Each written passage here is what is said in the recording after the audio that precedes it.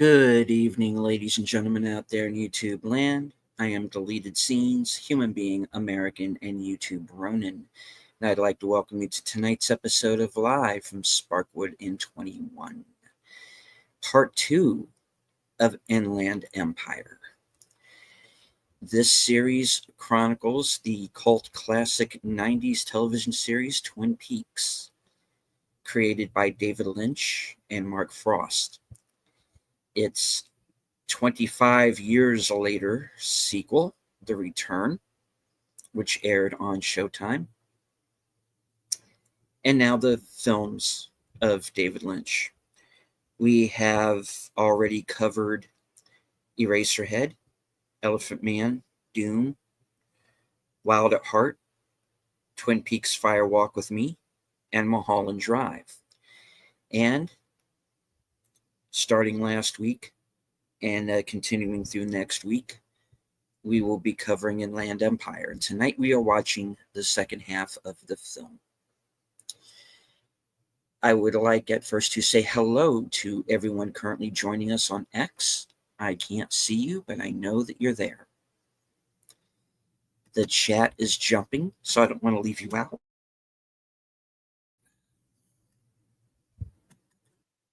All right. First one in the chat. Faithful Blue Wrench channel member, the Bird Woman of YouTube. Watch out for her channel, Fluff Chick Productions, Connie Cleary. Friend of the channel, Enigma Severus.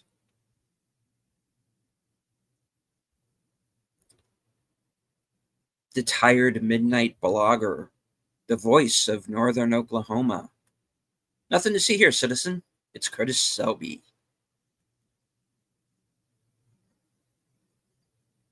Host of Films with Friends, the creator of the 10-word review, Big Al Presents.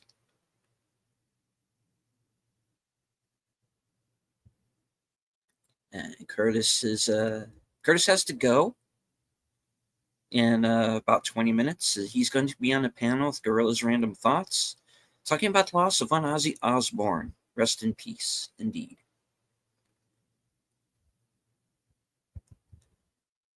Channel member JPRPH1.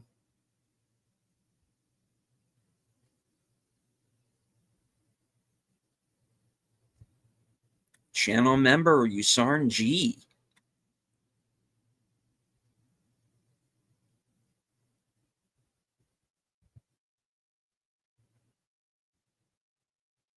All right. I think that's everyone currently participating in the live chat right now. Little overview about how this works. This is a watch party this evening. The link to the Cosme, where we are going to be watching the film, can currently be found at the top of all of our chats. We are simulcasting tonight. And the film can also be found on HBO Max. If you have your own physical copy, we are going to be starting at 1 hour, 29 minutes and 14 seconds. It's exactly halfway through the film. All right, joining me on this odyssey, the group I refer to as the Superfans. Last call with Troy Pacelli. Hello, hello. I have to admit, I was going to start it about 30 seconds earlier on the boob flash, but I decided I am within throwing distance, so I wouldn't do that. She's already giving me the stink eye. The woman currently giving Troy the stink eye and looking for something hard and heavy to hit him with. Netters Network. Oh, I got plenty of things hard and heavy to throw at him all around me. That's true. That is true. And to everyone else, good evening. And of course, last but not least, Flappy Apologist. Age Boomer. Go, go, Flappy. Go, go, Flappy. There you go. I do want to say hello in the chat to Geek Flag with Nate Knows, 1973, member of the channel. All right. We are simulcasting tonight. So please go around to all of our channels, hit the like, say hello in the chat, share out the stream, let everybody know that we're on.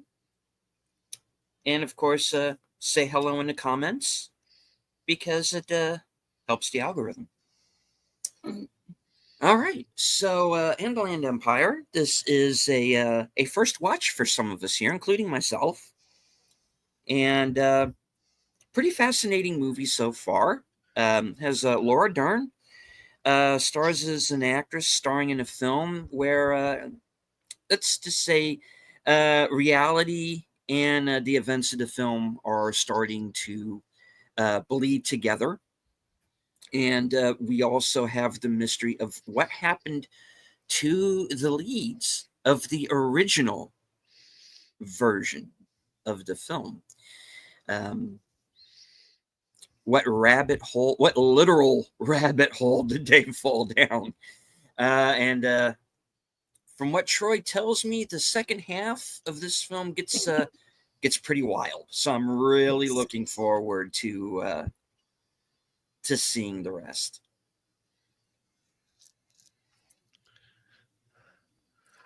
Yeah, Uncle Boomer just dropped down the rabbit hole. There you go. Right on. Which reminds us, the link at the top of the chat is should get you to Cosme so that you can watch the feature along with us. And we're going to start off with that really ugly green carpet. Yeah, the sooner we get started, the sooner we can get off the carpet. So, all right. A little bit of housekeeping before we go on. For those of you who have been watching my channel from the very beginning, knows the battle I have had with my internet. I have upgraded. I did a couple of shows yesterday. Everything seems 100%. But if you are having any trouble hearing me or when I am on camera seeing me clearly, please, please, please let me know in the chat. So, and of course, that goes for everyone else if there's any other, audio or visual issues, because we want you to be able to, and including in Cosme as well with the actual film. So just if you're having any issues, please let us know in the chat, and we'll do our best to rectify the situation as quickly as possible. All right. So we ended on the locomotion scene. yes. And all right, we're going to go from there. And the there. dancers just disappear. Yes, just disappear. That's why you're seeing an empty room. Yes. Locomotion. Yeah.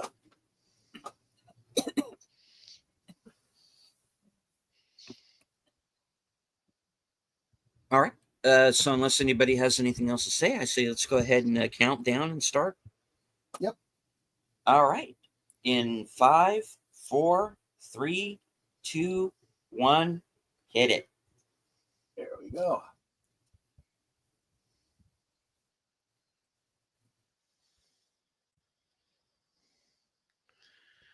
Starring Laura Dern, and what the hell am I doing? Oh, by the way, that is a interpretation of Flappy and Son on the wall there. Okay. There you go. Oh, of course. Are you hearing it, or is it my sound that's off? I can hear it. Okay. So far, so good. I gotta restart my Cosme, I guess. See, I'm not the only one who had issues today. Yeah, for some reason, even though I'd been in StreamYard before, when I was touching up the new camera that's not working for me, it's reverted back to that camera and had to delete it in order to be able to be in StreamYard today. Oh, wait.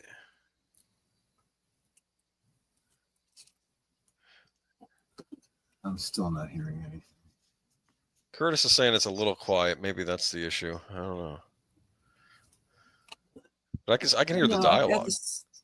Yeah, I've got the sound turned up all the way. I can hear them. Yeah, I've got my sound up all the way too.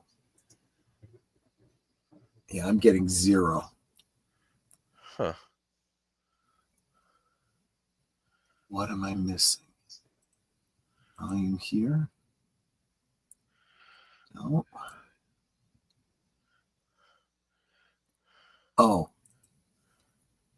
I had the tab muted for some reason. Oh. Well, that's on you.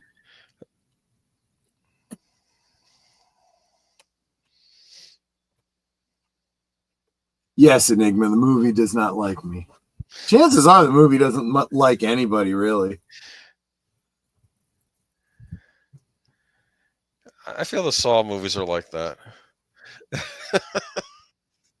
So what we also have to acknowledge is that Laura Dern is playing.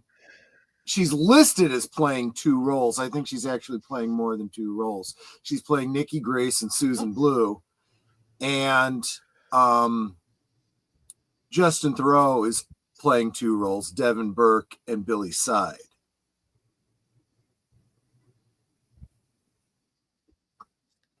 So you have the separation of the actors and the characters, and when which one tends to kind of bleed away. But we've also got some other instances of the characters in play as well.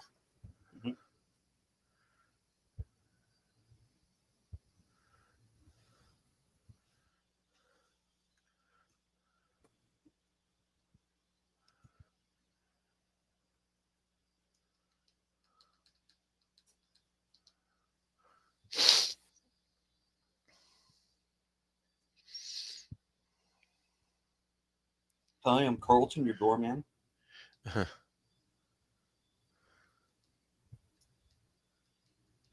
Yeah. Oh, damn it. Are you kidding me? Rabbit, rabbit, rabbit, rabbit.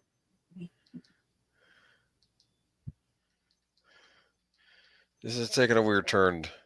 So my supposition is that whenever you see these rabbits, they reside within what in Twin Peaks would be analogous to the Red Room. You know, it's the threshold between realms.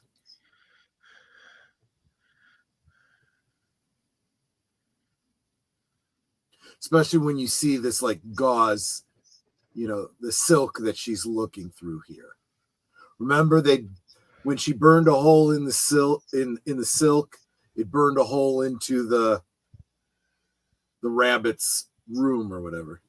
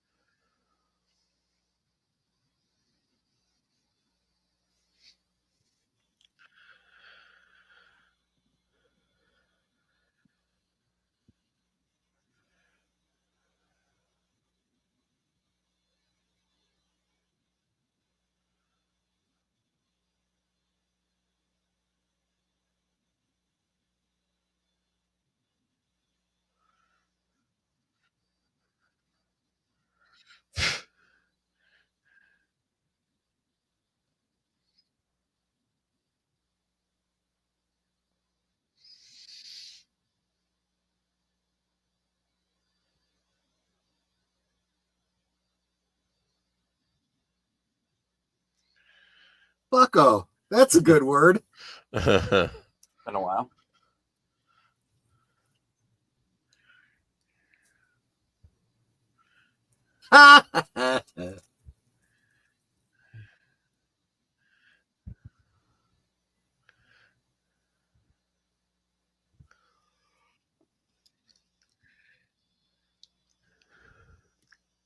Well, yeah, but he didn't know that. What? You do what you got to do. She's when got you problems. Need a drink. Yes, she does. She does. Does the rhinoceros have a big dick? I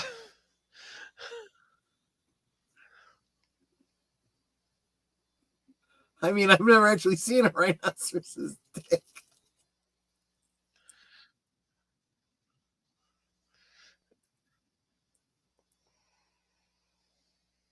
Welcome, Daniel Barry's Sports Highlights. I know you're probably wondering what you've walked into. Yeah, what have I just walked into? Exactly. Oh my God.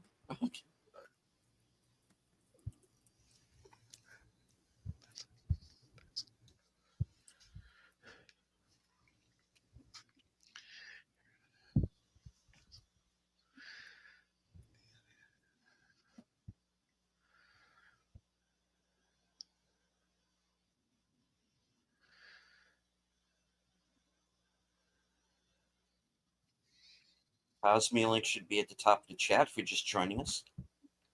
Curtis, something's really not right with that girl. This one time at band camp. Yeah.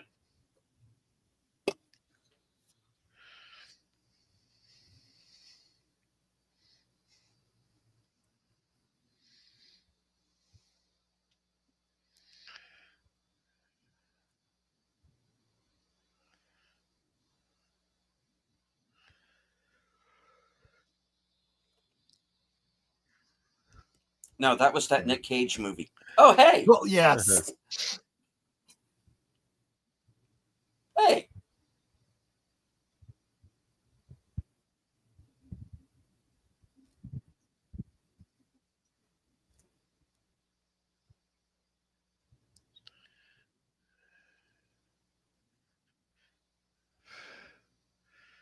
What? I know that's a somewhat awkward way of saying it. That's how they talk to each other in Sweden. Perhaps. Oh.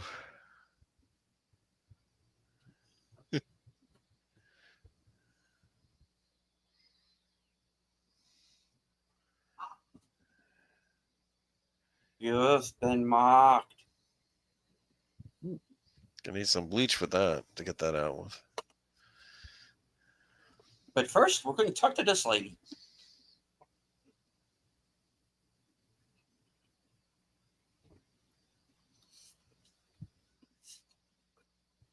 Yeah, right there. Okay. I have to say, though, I think Lynch dropped the ball there. It should have been a glass Heinz bottle, unless maybe he's making a commentary on how bad plastic bottles are. Maybe.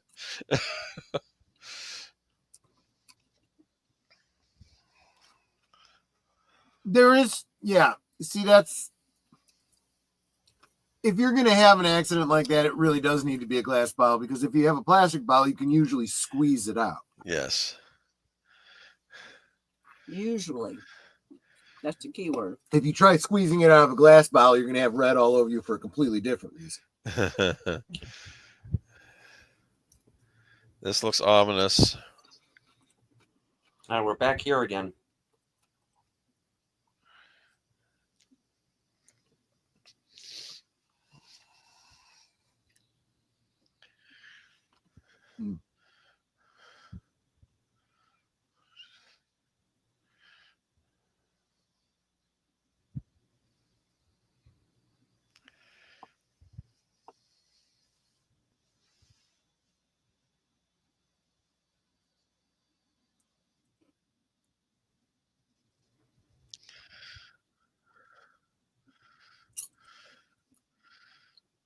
What happened?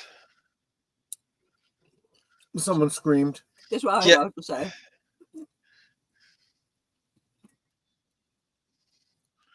It's one of them scary movies.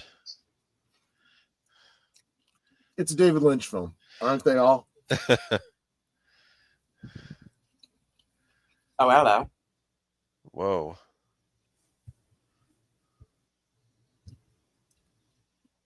Not a jump scare, but it definitely functions as one. Well, we're getting there, I'm sure.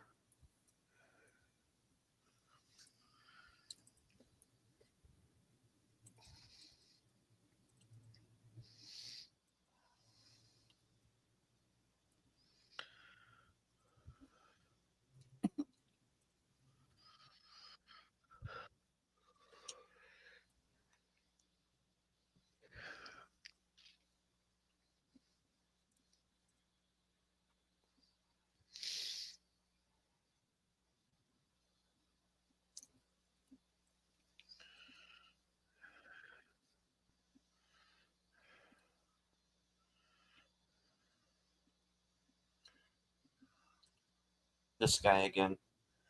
He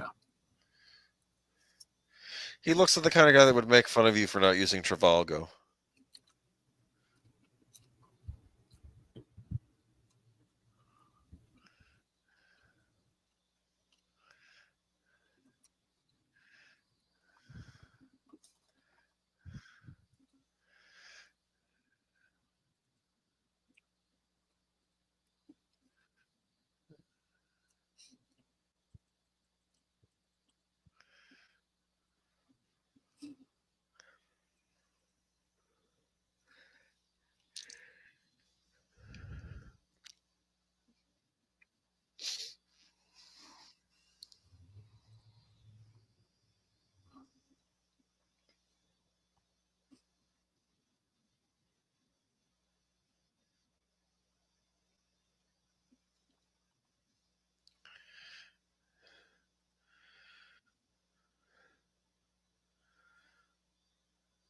What is this, Belle de jour now?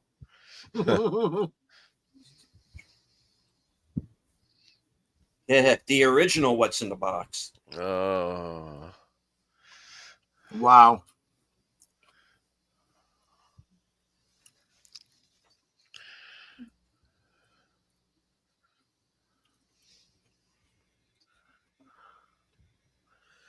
Yes, no. Next question.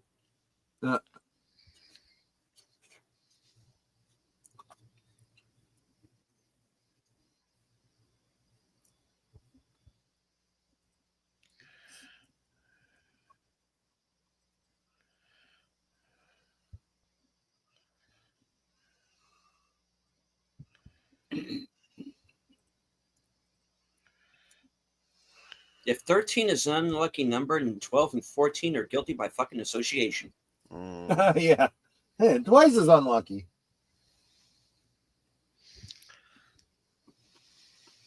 We saw you 13. We saw you 14. You were 13. No, I was at 15. Okay, I was at 13.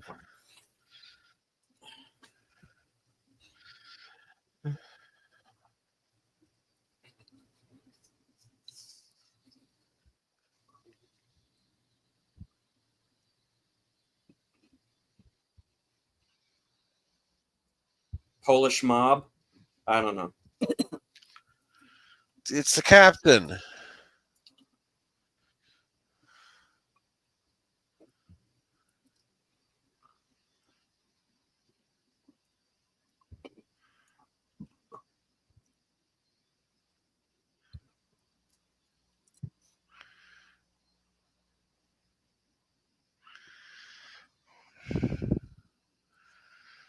Hey. Hey! Oh, crap. Here we go. Oh, jeez. I mean, you don't take a man's hammer. Apparently not. Dude, can these people chillax already? I mean, honestly.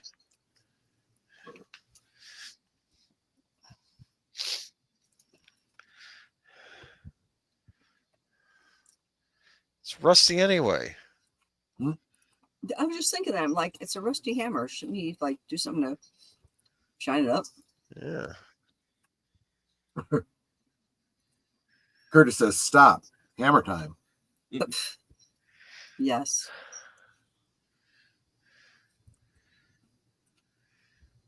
What's he doing there? There's no bun for the hot dogs? Well, here's the problem about the mismatch in numbers between the number of hot dogs and the number of buns. That happens a lot. That was a conspiracy back in the day. Yeah. It was. It totally was. Yeah.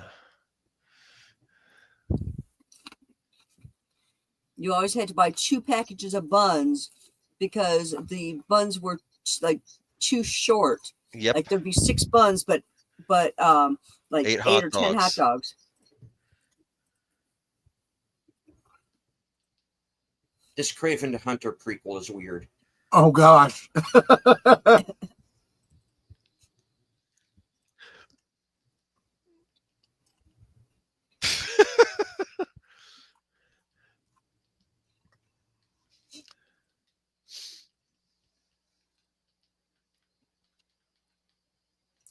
Lady, at this point, anything is possible. Mm-hmm.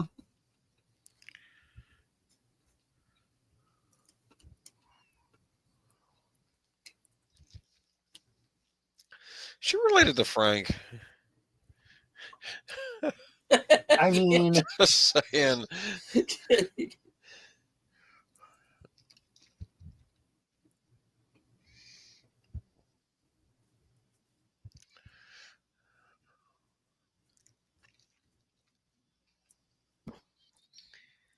Oh no, carny folk. one of us. Yeah, somebody's getting turned into a goose before this is over. Actually, you might not be too far off the mark. Oh boy.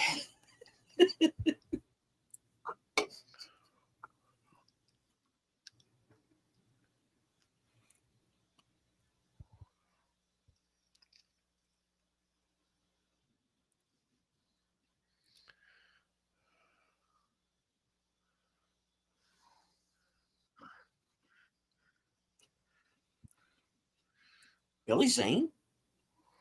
Oh.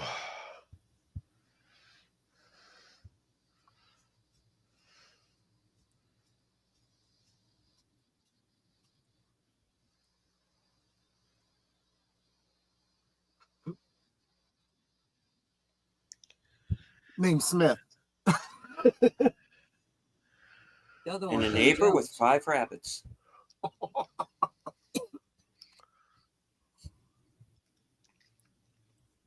What?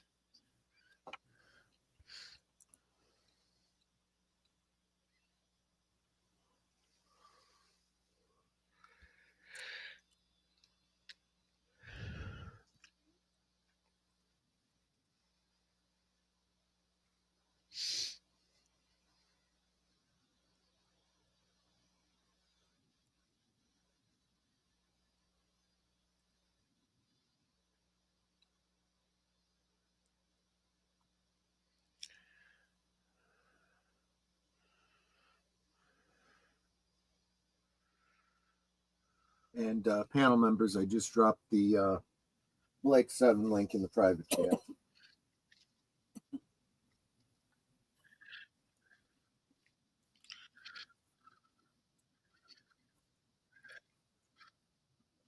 What the heck? Nice. You see that stereo unit on the right side there? Yeah. I really dig that kind of style. That's very like 60s style. Yes. You'd expect to see something like that in like Fallout or something. Yeah. Yeah, I could see that. I think Don Draper had one like that on Mad Men.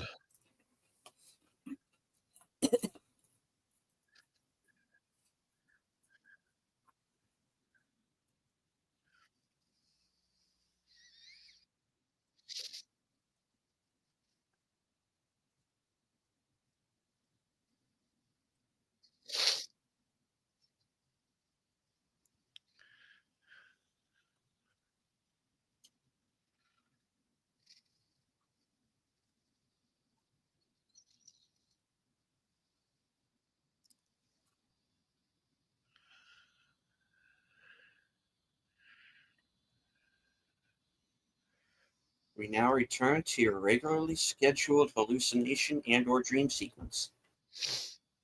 Right? Yeah.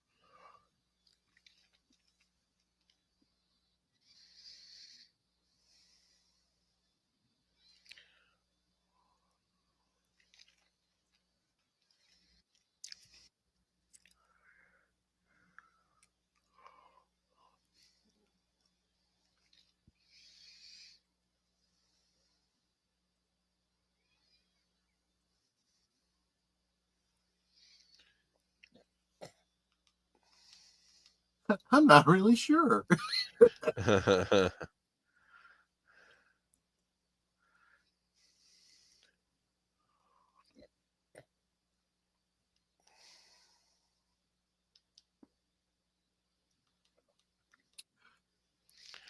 Yep, Curtis told us, Gorillas. Thanks for stopping in. Thanks for the thumbs up.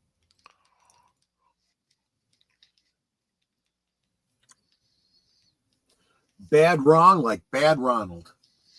Yeah, I suppose. From that title alone, I just think it's about a clown. Now you put a weird thought in my head, actually. Well, I don't know what Bad Ronald's about. Just the title, though, suggests that it's something to do with a clown.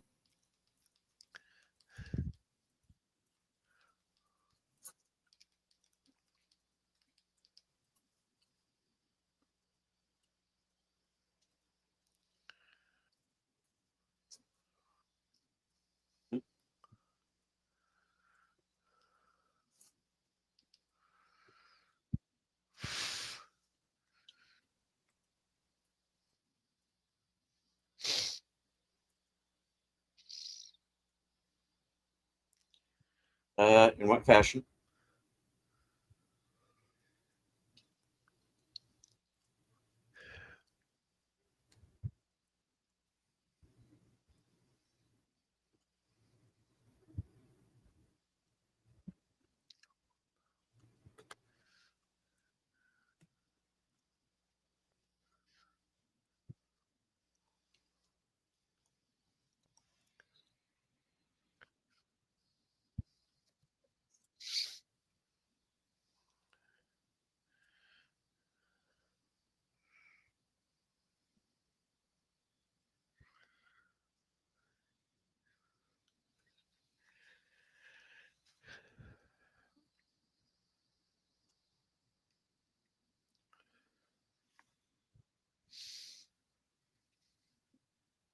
Okay. I really kind of don't want to say too much because I really want to save everything for the deep dive next week, but you should see some recurring patterns, right? The original story, the original actors, the original couples and whatnot. You had an affair. The husband kills the guy who's sleeping with his wife. That's what happened. Now we're seeing another situation with another couple and an affair going on, and a representation of the wife stabbing ostensibly the woman who's cheating on or that's sleeping with her husband, and everyone's having very different kinds of memories about the different circumstances, and things are all out of order. Huh. You're out of order. This whole place is out of order.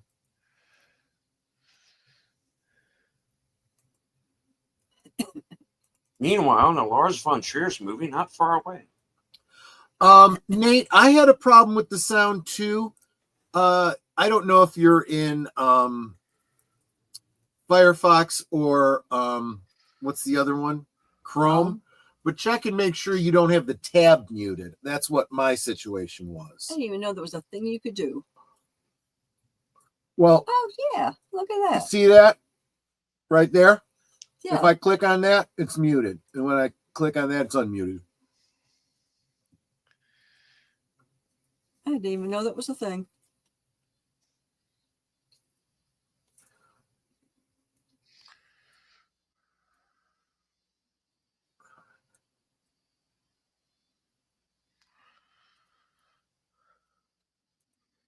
That's Czechoslovakian David Lynch, I think.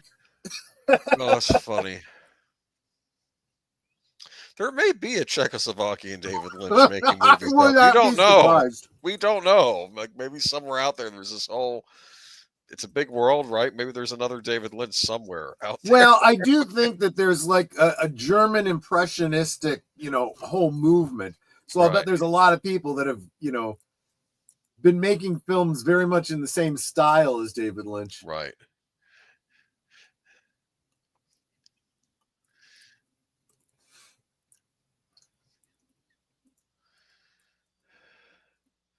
I thought it was David Bowie for a second. I know, right? I thought it was Harley Quinn. Here we go.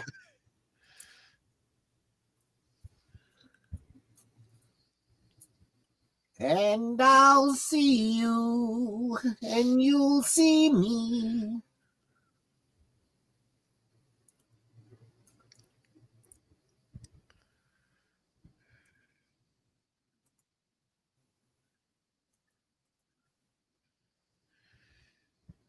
Things are getting a little intense. Lurker on the Threshold, Doppelganger.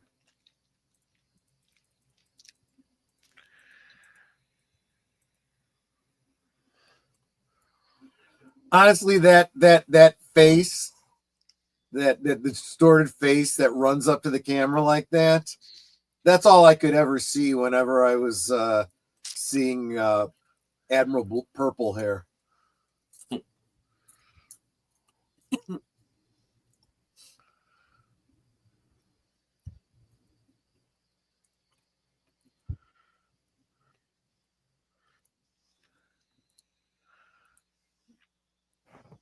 And I want to know where he found these horribly ugly places, these apartments or hotels. California's got all kinds of messed up places. I mean, I can imagine him telling his scouts, go and find the ugliest place you can find. Right. And they found it. If it's got shag green carpeting, more the better.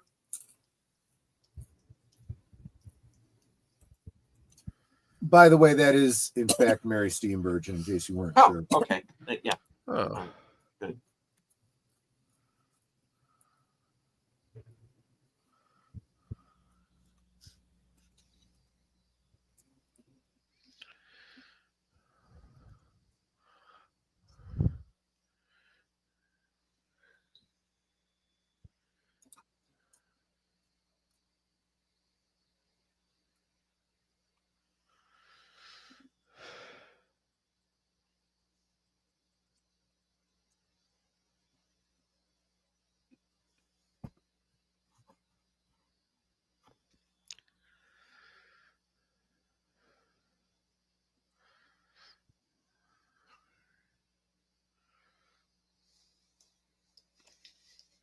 Hey there, Jim.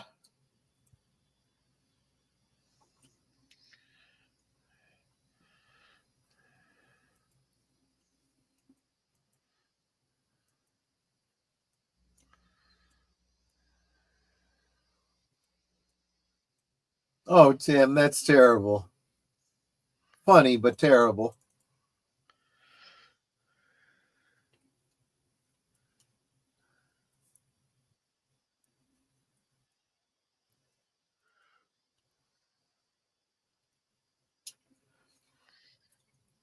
I've also noticed that seeing a movie like this, after you become a homeowner, you start looking at scenes like this a little differently. It's like, oh, please don't let that be clapboard.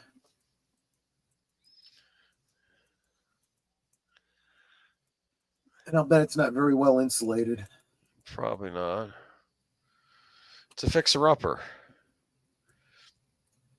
And all that building material up close to the house. I hate that.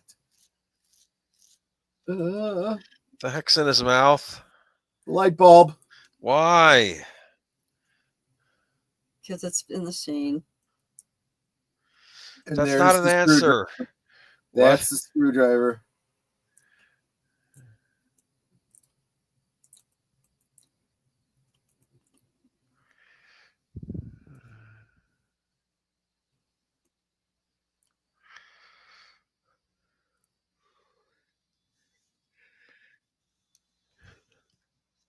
There's a lot of things about this backyard scene I don't like. Did you notice the support for the roof on the section that's being worked on, being propped up by 3 metal bars or whatever, very, very loosely. It's like some real half-ass type work being done there. That you would pay top dollar for, right? No, it's even worse than that because it's probably someone trying to do the work themselves. Oh, okay. Oh no, dinner. What are they eating? Rabbit. Hello to Gorilla's Random Thoughts and Jason Fox, 540 Studio. You see him. Link is at the top of the chat. Watching Inland Empire.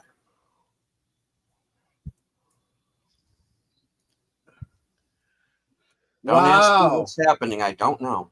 Jason Fox says Superman was gay and lame. Wasn't Superman worst Superman movie I've ever seen. Last Jedi bad. Wow. I didn't give it very high marks, but I didn't go that hard on it. I thought it was better than Man of Steel. Huh. Not by much, but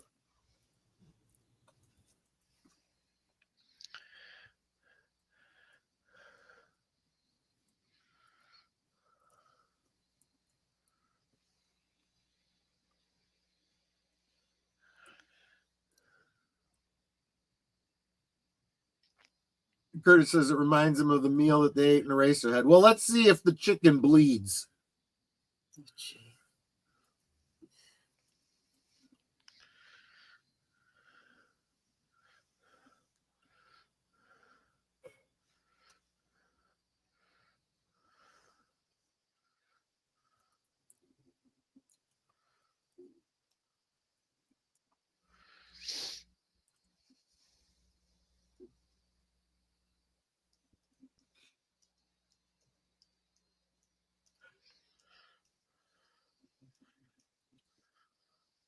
Wow, FKHC 2005 has been a member for 2 months. Thank you so much. Woo-hoo. Is this Manos, the Hands of Fate? Up close. Very similar.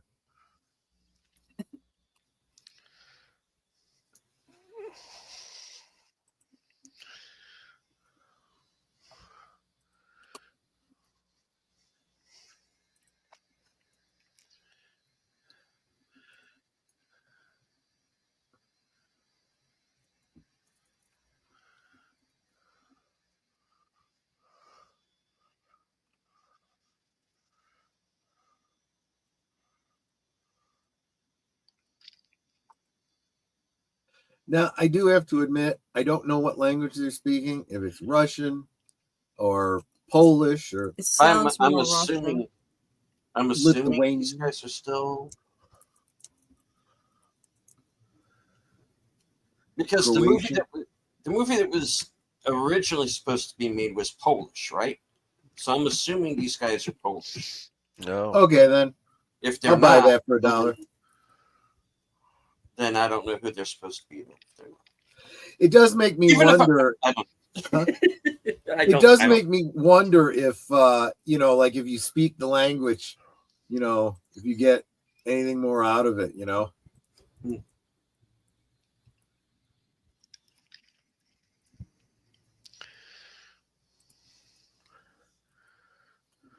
Geek Flag says, I just realized something. If YouTube changed what counts as a view, that you have to make a comment. So anybody who watches a YouTuber on their TV, it doesn't count because you can't comment on your TV. That's a good point.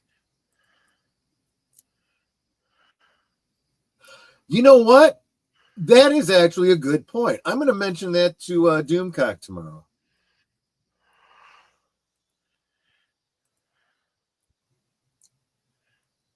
I haven't had that issue either way, so we'll see.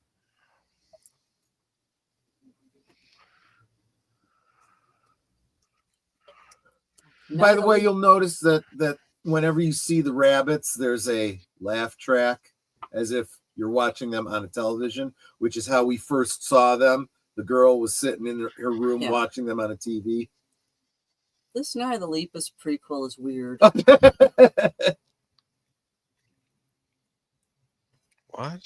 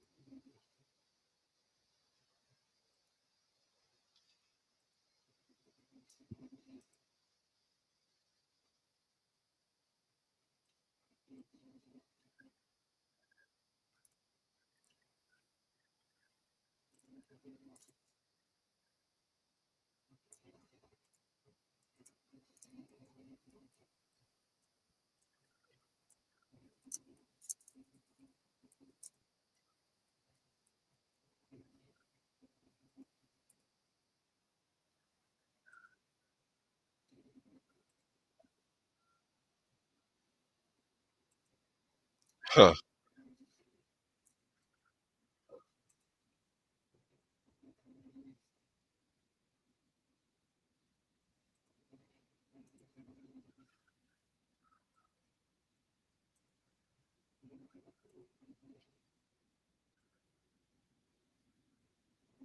Whoa.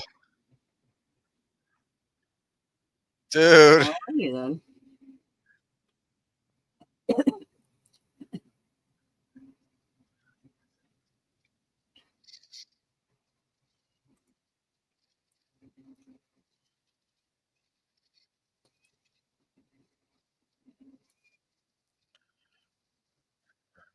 You see, I always wondered about, the stars, on the sidewalk.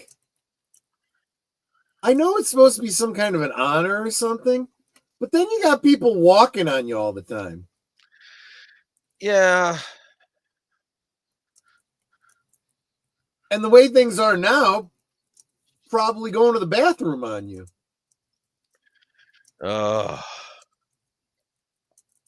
This Spice Girl documentary is weird.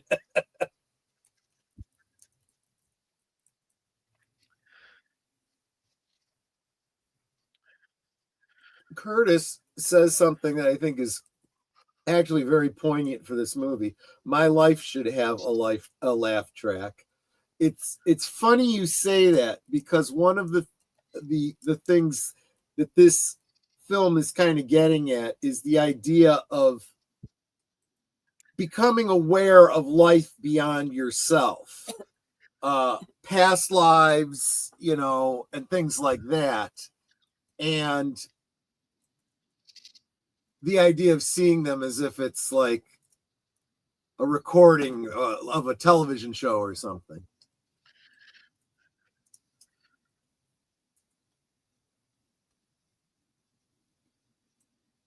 She's on the phone. I mean, it's actually deeper than that, but I'll get into it next week.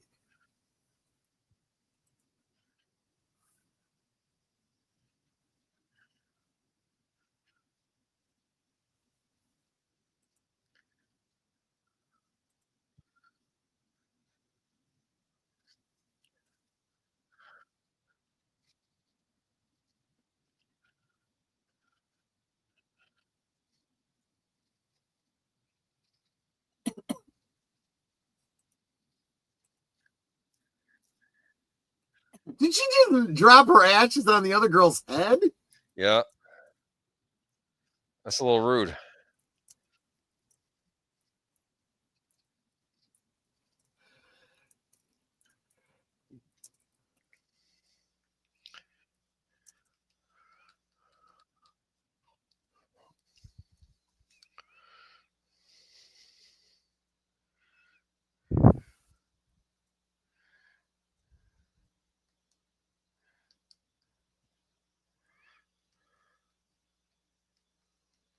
Meanwhile,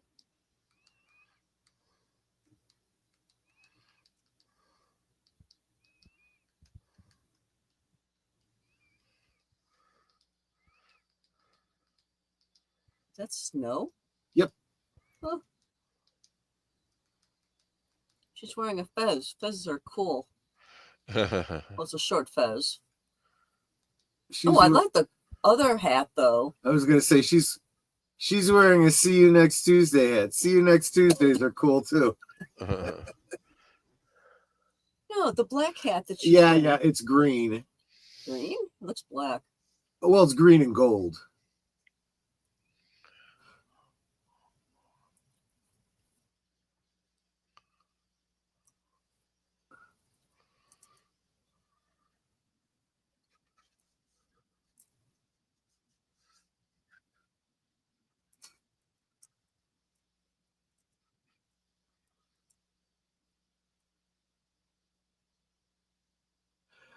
I'm also realizing that because of the way all of this is out of order,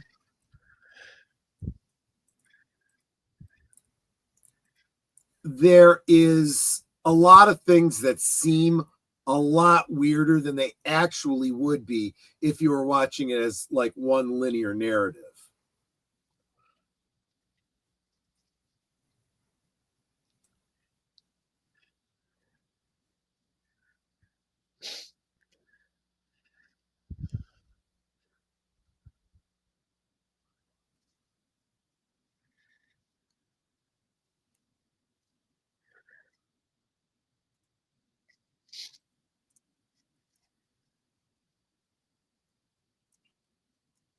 Life is a cabaret, old chum.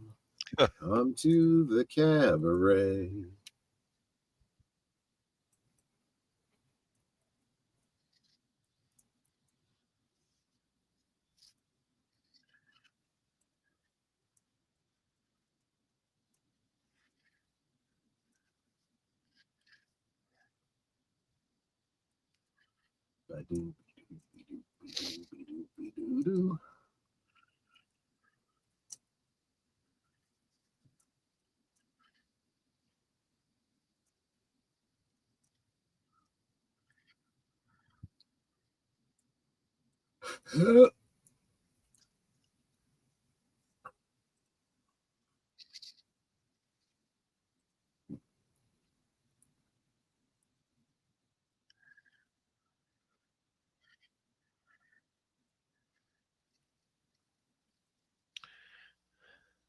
Okay, that was actually pretty cool. The bar is actually the surface she's dancing. Oh. That was kind of cool.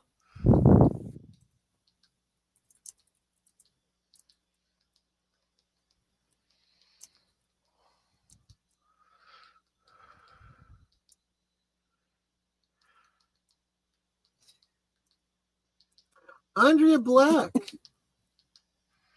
Welcome. I did not see you previously. Did you say hello to Tim? I did say hi to Tim. Yes.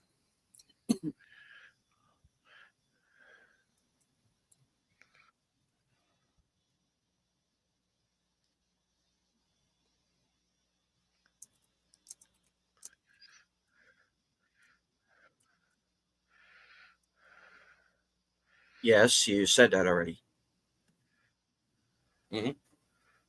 You look like a man. He wore a red suit. He was about 3 feet tall.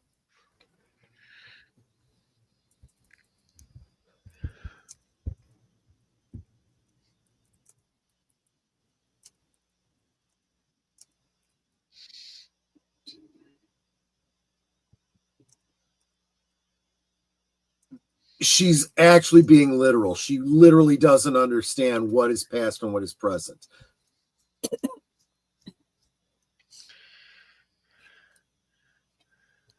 She knows that the things that she's been seeing are nonlinear.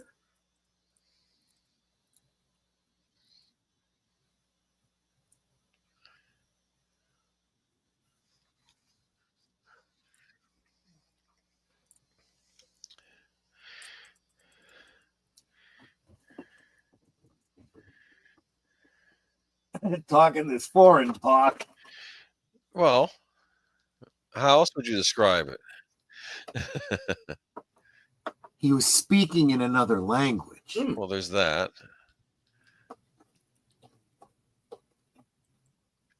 Why do people always get screaming these things? It hurts my ears. Well, don't scream. It hurts my ears when you scream. Right.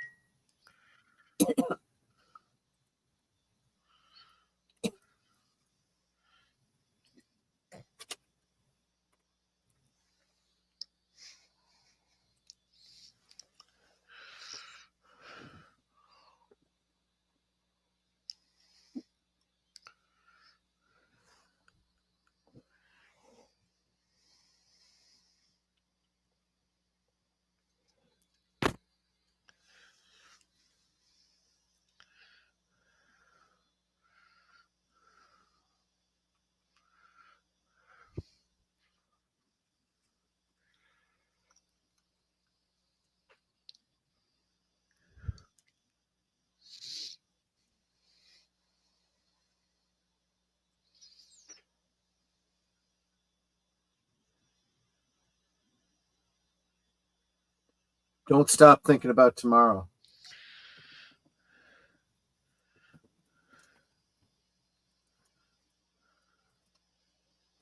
Seriously, don't stop. It'll soon be here. Huh. Better than before.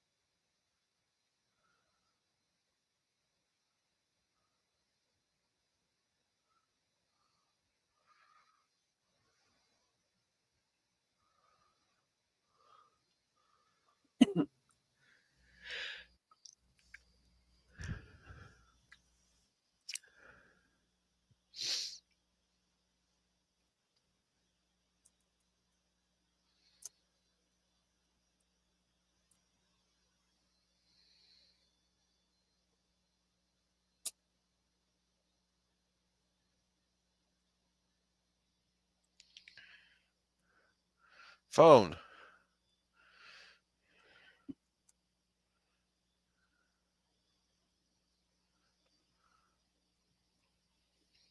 Is anyone going to answer that? Probably not. That guy could use a shave. Yeah, they'll call back.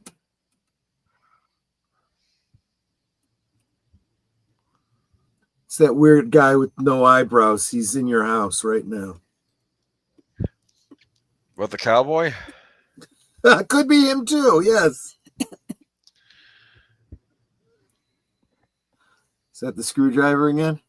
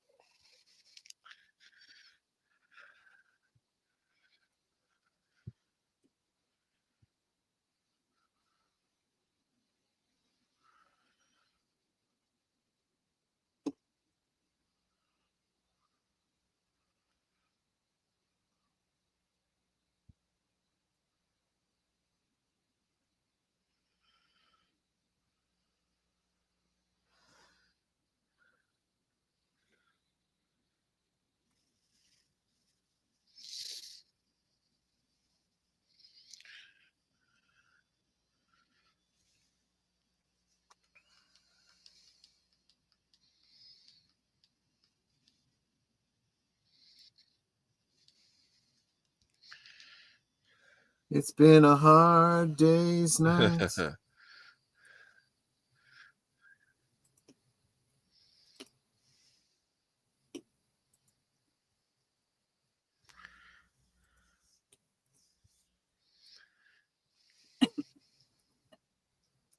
Boy, she's got creepers behind every tree, doesn't she? Yeah, she's kind of weird that way.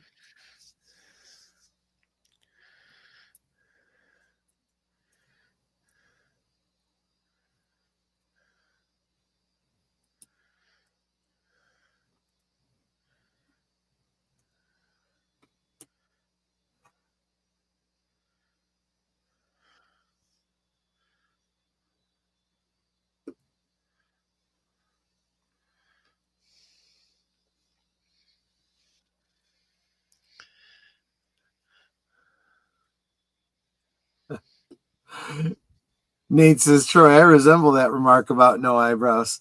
They never really grew in. Well, When you're a jet all the way. Sorry. yeah. No. Okay.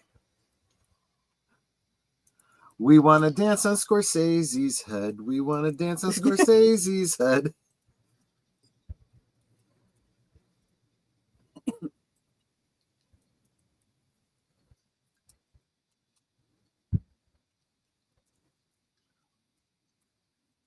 See that? That's the other guy's wife.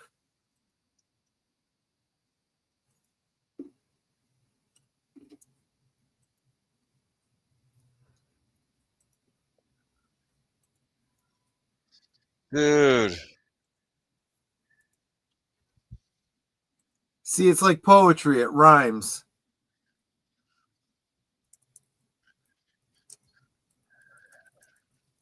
And we'll retcon it later. Right.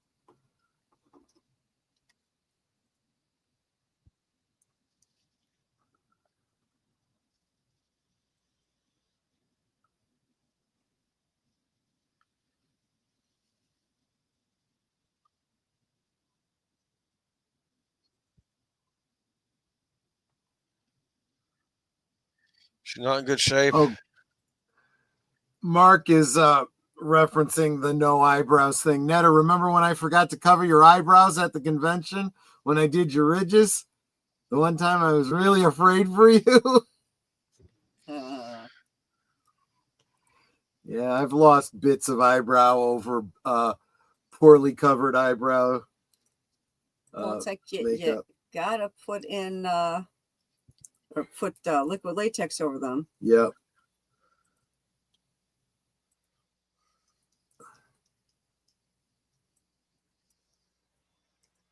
And then Terry Crews suddenly Yep. into our film. Yep. It is Terry Crews.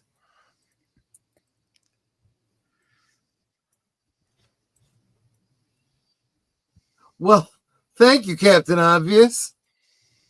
Well, one of her Thank is. you, Captain Obvious.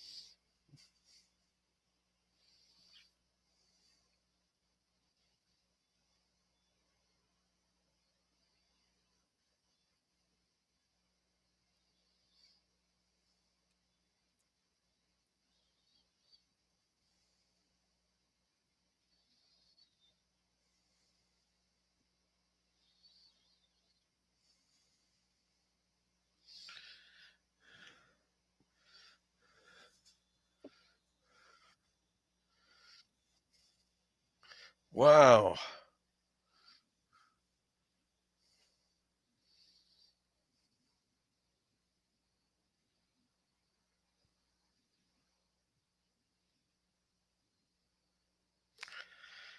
Think it's the same amount now?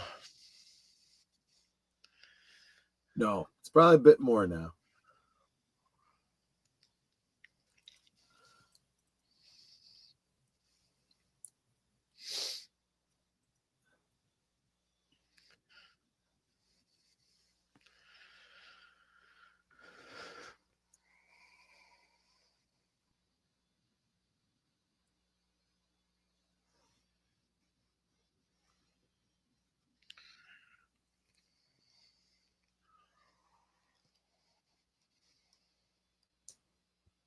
$10-2.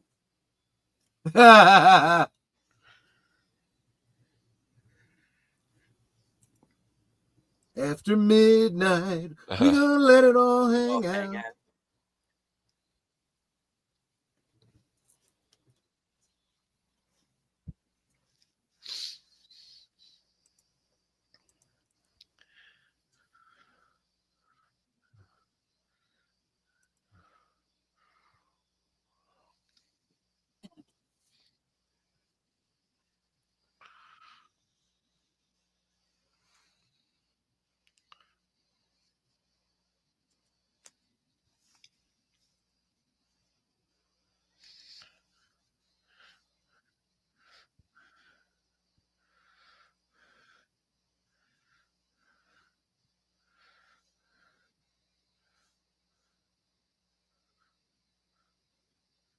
What?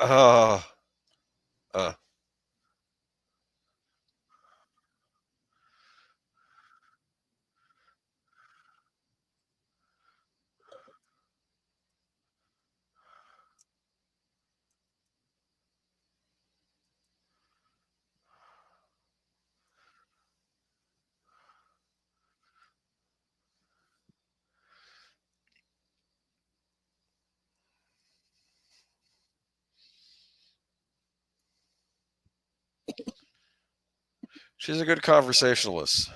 Yeah. I love you long time. Yeah.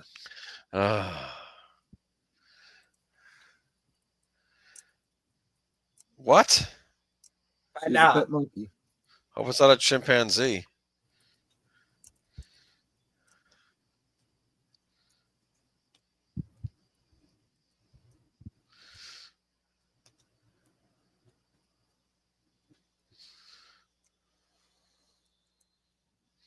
I do believe that was meant to be a reference to Sunset Boulevard, by the way.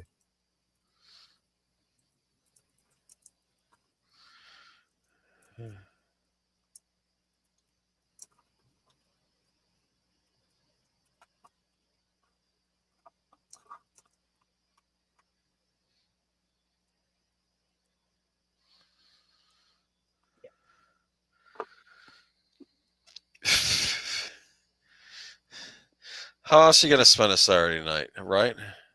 I mean, it's good to have options.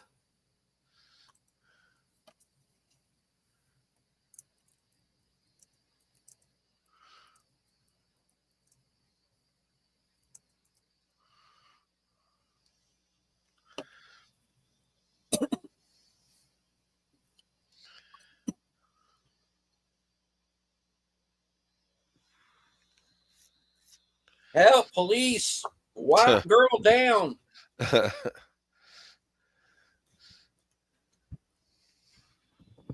I think she's got a hole in her intestine too.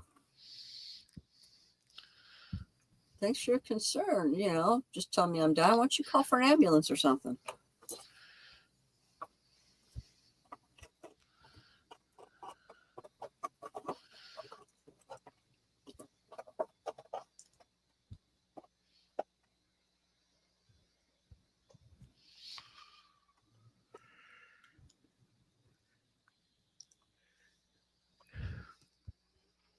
You need a light?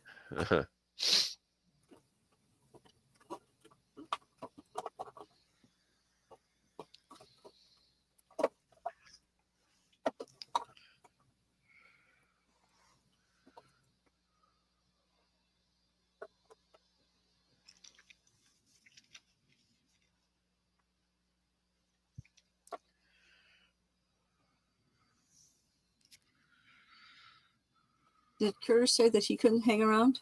Yeah, he's going to be over on Right, Gorilla's stream. I thought you said that. I just wanted to make sure I heard right. Yeah. Okay, I guess he'll just check his DMs later. Yep. Because I'm the budget queen and I'm helping him out. Good. Here, I don't want any more of this. There's one thing about, having a significant other or whatever.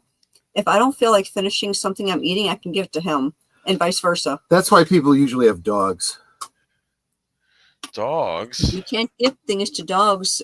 Not all things to dogs. It's not healthy for them. That's true. Certain things they. For example, if I'm eating chocolate and I can't finish, I can't give that to a dog. It'll kill him. Yeah, but why would you? Okay, Nate, what was racist? I missed the joke.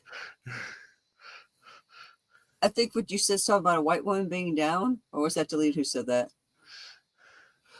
People just be throwing away good white people. That was me. That was from Better Off Dead, as I recall. Mm-hmm. What is that? That, my It's friend, the camera. is a movie camera. Yep. It shouldn't be there. This is breaking walls and whatnot. Is it?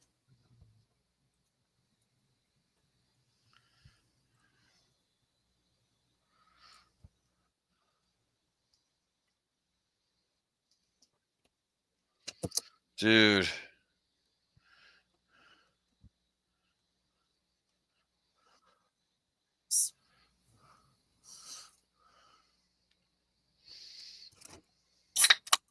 She's still dead.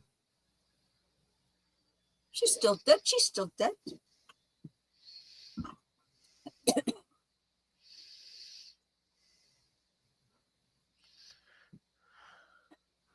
Oh, damn. Can you see what that star is? Oh, no, because there's words on it now. No. By the time I stood up to be able to get close, I couldn't. Yeah. Let's see if they show it again.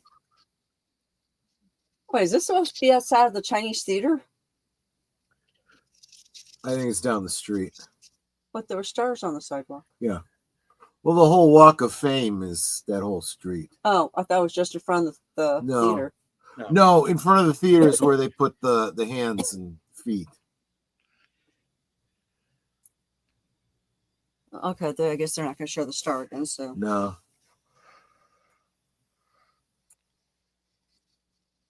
It's like, no, don't put that thing on me. That's all clean and I'm all dirty. Why was the Mormon girl trying to give her a robe? Because she just got off stage and, she's an actress. So, you put the robe around them and they go and relax.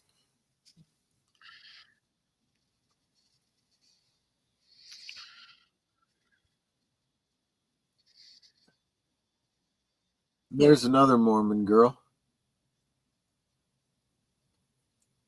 It's like, okay, she's not supposed to be in a zombie movie.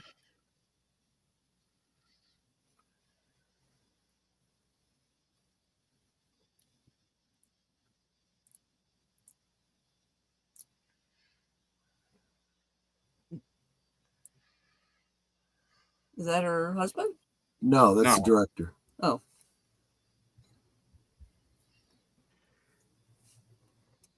Does this version have a husband? Yes. We're on, like Laura Dern number 3 here. I know there was one guy that told her, I can't have children, so that must have been her husband. Because she said to somebody else that she was pregnant. That was the husband of the previous incarnation, the Polish one. Hmm. I know, it's hard to keep track. It is.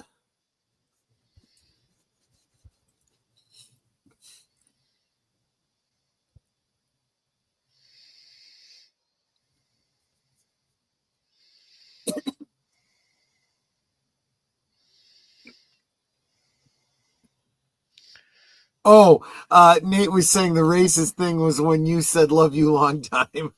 Oh. This from what? GTS or GT5? No, it's from Full Metal Jacket. Full Metal Jacket. No. There was a game that we were watching Yes, somebody play. it is referencing originally back to Full Metal Jacket. Oh, okay. I didn't know that. Yes, it's become a big part of pop culture at this point.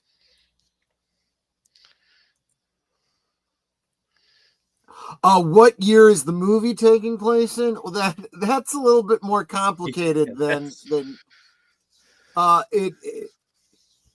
it's a non-linear story. So the film was released 2006, but there are different instances that would imply different elements of this story take place in previous generations. Okay, we're going into In the Mouth of Madness territory here. Yeah. Not quite, but maybe a little bit. So the whole idea of a fourth wall break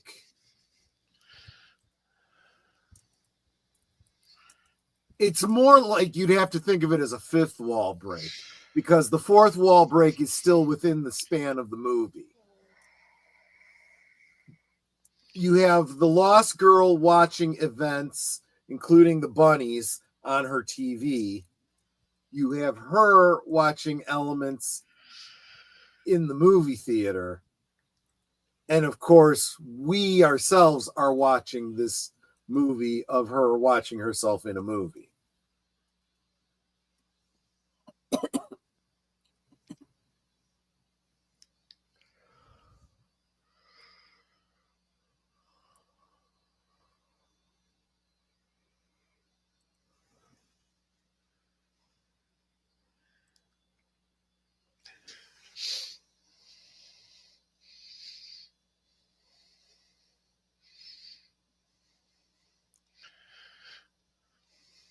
Who's that? Well, initially I would say it was an usher. But then he goes up the stairs for some reason. Because he wants to find the best seat in the house. So there is a recurring motif in Lynch films. You might remember this from The Return, when they go up the stairs to get to different places, different dimensions, right? Yes. You go up the stairs in a building and you go through a door and suddenly you're, in another place and time, stepping into a parking lot of a motel.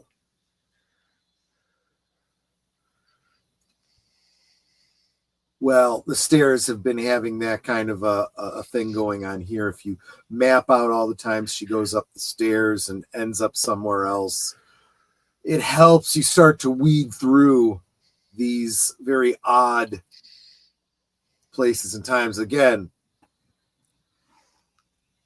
the oldest story in history, or whatever it was. Huh. Longest running radio show in history.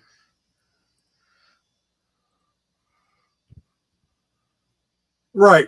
Anon N, the longest running radio play in history. And we're back in the apartment again. So again, my supposition is that this longest tale in the world refers to people getting lost in the marketplace. We talked about the marketplace last time being one of the concepts of Maharishi Mahesh Yogi, who said the marketplace was where you tend to get lost on your way to the palace being enlightenment, the marketplace being the events of life that you never can get right, so you play them out over and over again through many lives. Also, I hadn't mentioned this earlier, but on subsequent viewings of this film, pay attention to the L and B on the back of her hand. It will help you keep track of which character she is at any given time. Whether she's Nikki Grace or whether she's Susan Blue. or someone else entirely.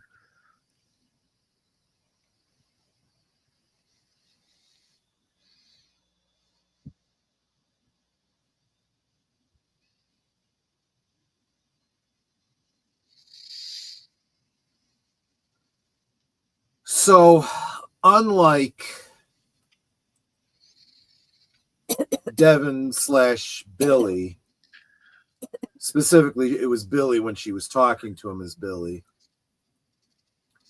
who did not remember the things she was talking about. And unlike some of the girls, did you know me before? She's more aware of other times and places than they are. So in a way, you could almost think of her as being like visitor number one, who was played by Grace Zabriskie, who also played another person who had a sensitivity to the supernatural, Sarah Palmer. So in other words, she's a little bit closer to enlightenment. She's become aware of being able to go other places.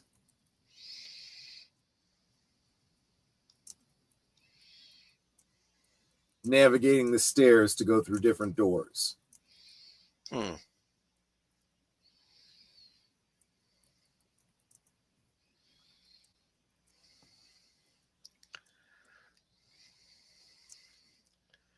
And again, I would say that if you could put your finger on the present, when the present is, we assume it's probably right around 2005, 2006.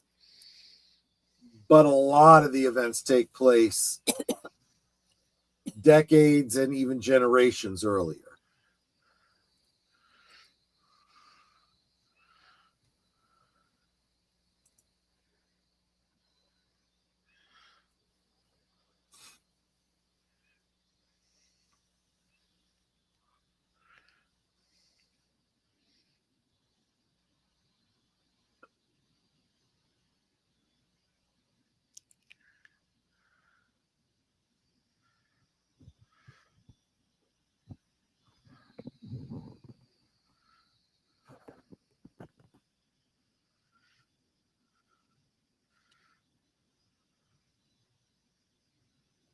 Yeah, you go first.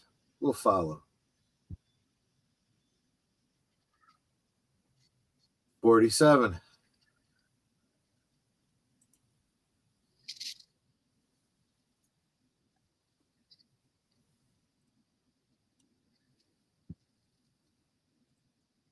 Phantom. Ooh. So in numerology, the number 4 represents diligence, hard work, practicality, and building a solid foundation. The number 7 signifies spiritual awakening, inner wisdom, and intuition. Therefore, 47 is often interpreted as a number that encourages hard work, perseverance, and a connection to one's inner wisdom to achieve goals.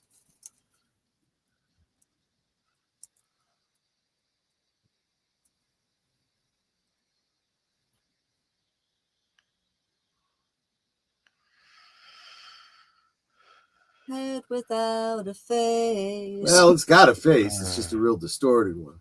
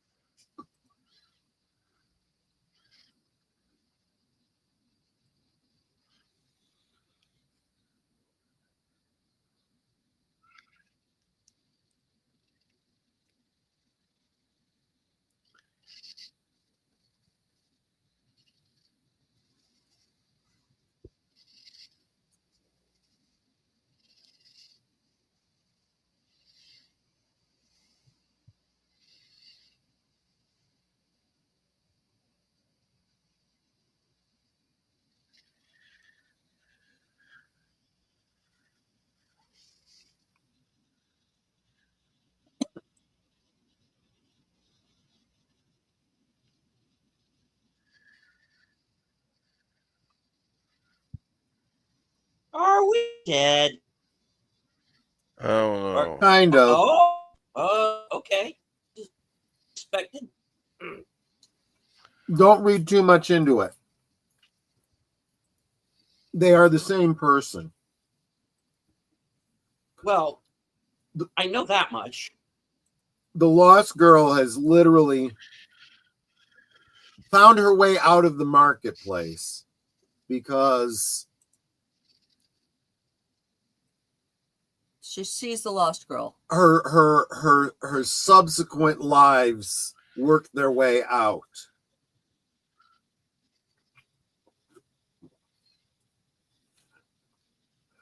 She broke the karmic pattern to achieve enlightenment.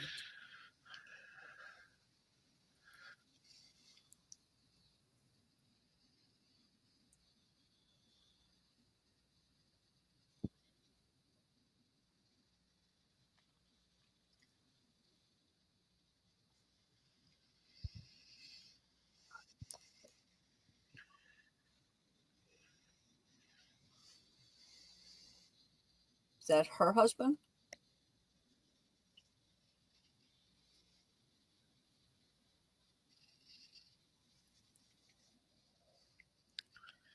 I don't know what's worse, the ugly carpet or the salmon walls. It's not pleasant looking. No, it really isn't. I think whoever decorated that room was colorblind.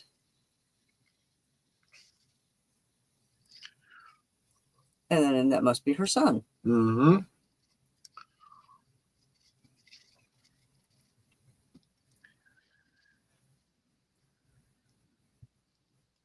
Okay, so if he can't have children, then who's the boy's father and how did he come back to life?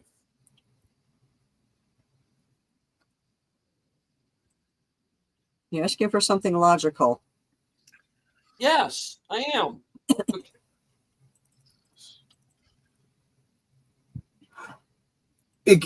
I tend to get lost in the many layers of this too. I lose track of which girl had which son, whether it was her husband's or not. It depends, and I get kind of confused.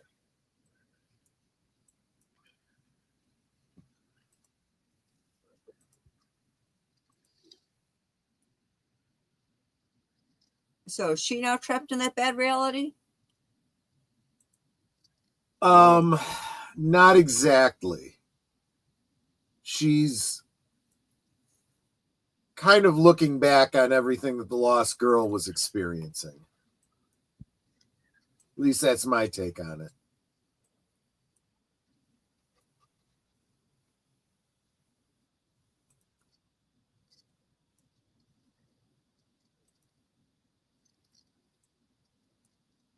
when you finally get where you're going, you can turn around and look back and see how rough the road was behind you. Look who it is.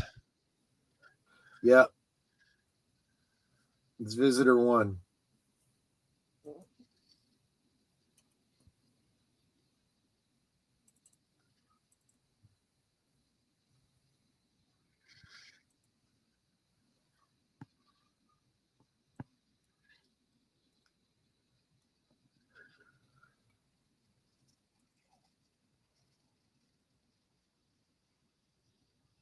Laura Dern has got to be getting kind of tired of looking across a room or looking across a distance and seeing another version of herself. It's getting to be weird. I'll be more worried if a monolith is in the middle of the room. Well, yeah.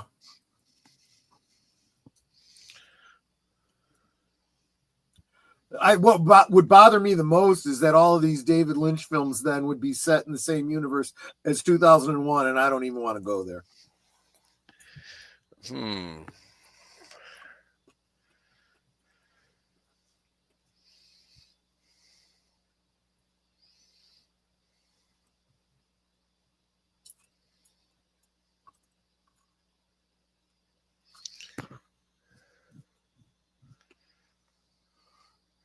Who's this fresh face? I don't know, but she doesn't have a leg to stand on.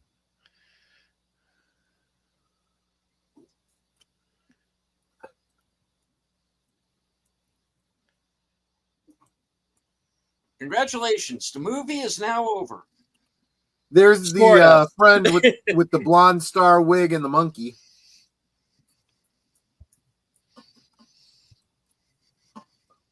And Laura Herring. Why? No reason.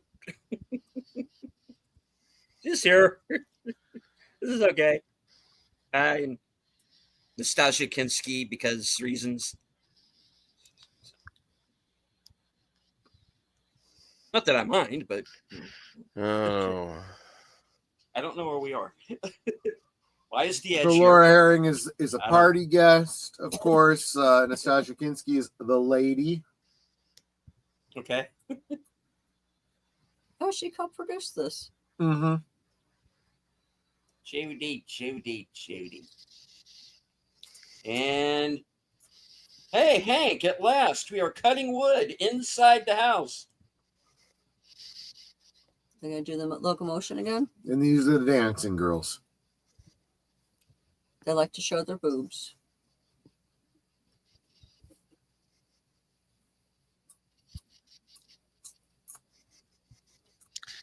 I think Waking Life made more sense in this movie.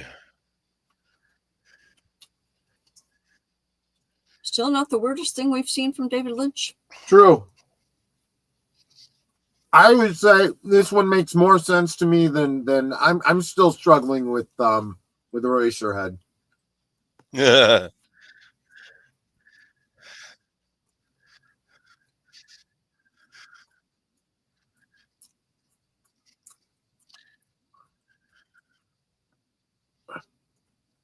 So what do y'all think?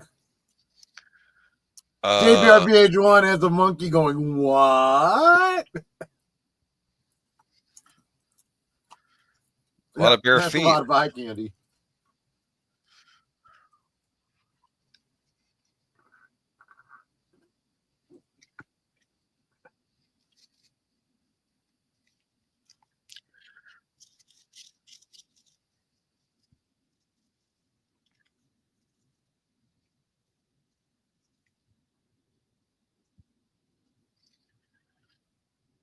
She lip syncing. Yep. Oh, it's a lumberjack.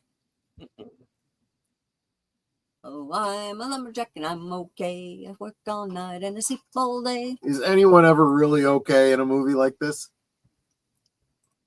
No.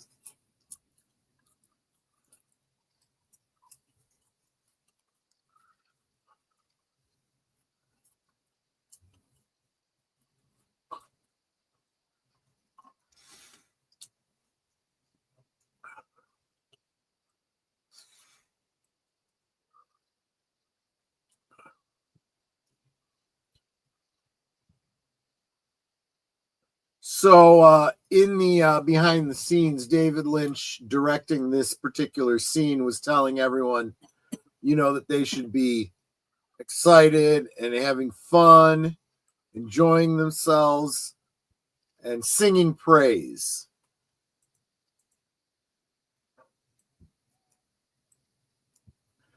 I think the implication being this is literally nirvana or heaven or whatever you want to call it.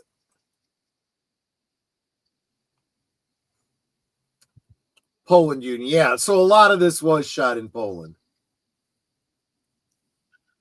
So, yeah, I'm going to guess they were speaking Polish.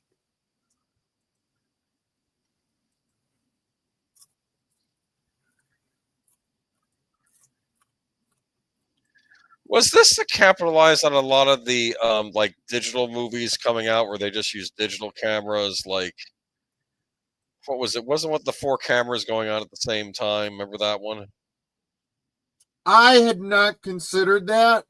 If anything, it might have been Lynch trying to take a little bit of a stand or make a commentary on that. Because there's that. I don't think it was meant to be a main point of this movie, but it might have been, since this was the movie he was making, he may have taken advantage of it to do that. What was that called? Time Code or something? And then there was another one called Hotel, which was this weird one where it was all shot on digital about this hotel in Europe. I think Europe, might have been Italy somewhere, where they were busy shooting a movie version of a play, The Duchess of Malfoy, and exploits. I'm sort of getting a vibe from this that reminds me of all those types of movies that were big in the early 2000s. Yeah. Is that when this came out, by the way? Is this early 2000s? 2005, 2006, yeah. So that's after Mulholland Drive. Yes. Yes. Interesting.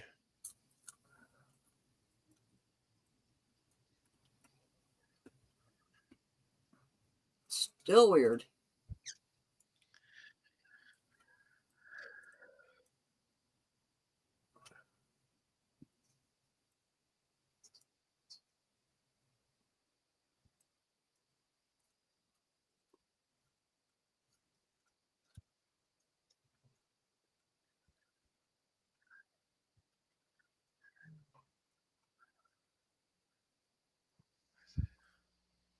There you go. Lost Highway. It's no longer lost. No, I'm sorry. Inland Empire. I do confuse because there are very, very intimately integrated elements to both of those movies. So Inland Empire no longer inland?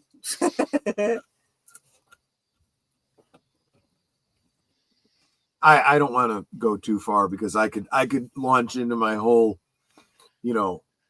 series of notes and then we'd be here another 2 hours. Have you heard of a David Lynch project called Hotel Room from 1993? Yep, I know that one. Just curious Never about saw that. him, so It was kind of It's like 4 kind of rooms. like an anthology type thing.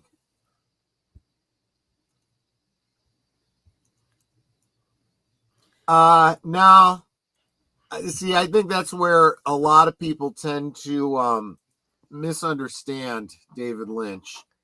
His stuff is meant to be thought-provoking. You are supposed to think about it. It is supposed to be a mystery. And there are clues, and you need to try to unpack them. That's his intent.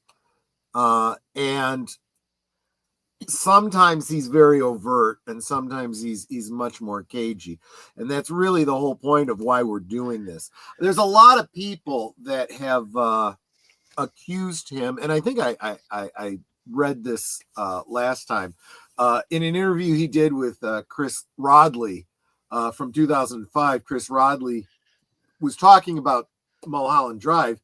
He said the movie is full of obvious clues, but there are many other things that are important visual and audio indicators that are not obvious. So at times it does seem as if you're delighting in teasing or mystifying the viewer. And David Lynch said, no, you never do that to an audience. An idea comes and you make it the way the idea says it wants to be, and you just stay true to that. Clues are beautiful because I believe we're all detectives. We mull things over and we figure things out. We're always working this way. People's minds hold things and form conclusions with indications. It's like music. Music starts, a theme comes in, it goes away, and when it comes back, it's so much greater because of what's gone before. He means for people to ruminate on his movies. They're not meant to be just simple narratives. And the clues are all there. He wants you to parse them out, which is exactly what this whole Live from Sparkwood in 21 is really about. Welcome, the Horror King. Looking forward to chatting with you on Thursday. Did you guys hear about Ozzy Osbourne? Yes. I know that the Tired Midnight Blogger and Girls Random Thoughts are doing a stream right now about that. And of course, Boomer and I will be talking about it in the In Memoriam section of, I almost said Live from Sparkwood 21, Geeky Geezers on Sunday. Yes. Oh, was that a segment over to me? Oh yeah, I was just saying, that's what we're going to be doing. We're Well, we're also going to talk about Pac-Man Fever returns. But right. and Hellraiser. And Hellraiser. What's old is new again. Go ahead. Sorry to interrupt you. No. I was just responding to the chat. The woman in the room watching the TV is the only real character. She was sex trafficked, and she was fracturing her reality with what she was watching on television. She escaped back to her family. That's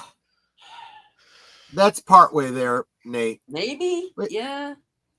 That's partway there. I can see that. Yeah.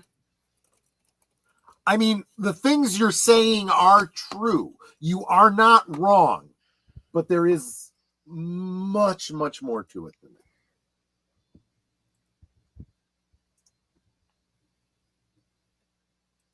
that. Yes, we did hear about the new Hellraiser game. We were talking about that in agreement. Yeah, well, I just heard about it from Boomer here. He sent me an article. Were you sending it to just tell me about it, Boomer? No, it's for the stream Sunday. It's for the stream. Okay. Yeah. As soon as I saw it, I went to my Steam deck not Steam Deck, but my Steam, and I put it on my wish list. So you heard it from a friend who heard it from a friend who who heard it from another. Someone been messing around with a puzzle box, and yeah, something like that.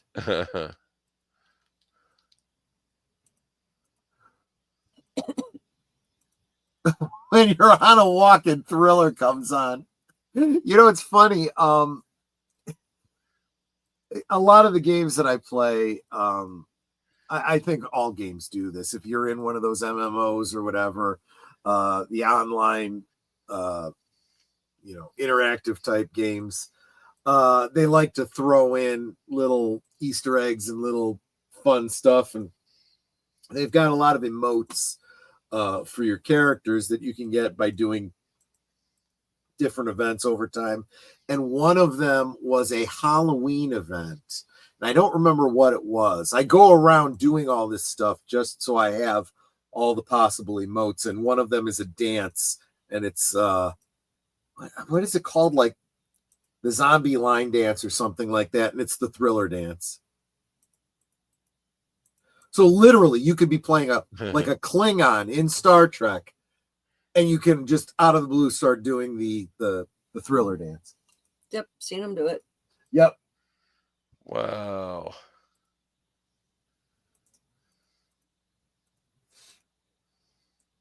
I know, because we're weirdos. It's okay. I mean, it's interesting little factoids, right? Yep. I like to think so.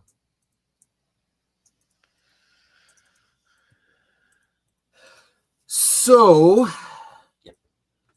don't anybody go anywhere. In about a half hour, I am going to be streaming the penultimate third season episode of Blake 7. So don't even leave Cosme, because it'll be the same Cosme room. It's an interesting episode with a little bit of a twist. And for those of you that are big Servalan fans, I'm looking at you, Mark Melnikoff. It's an episode.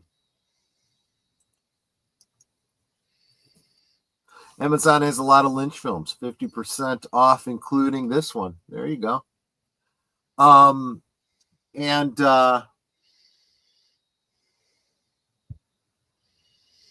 yeah, that was all I was going to say. Flappy auditioned for James Gunn's Superman, but he discovered he was allergic to CGI dogs. Yeah, that makes it rough. Get it rough?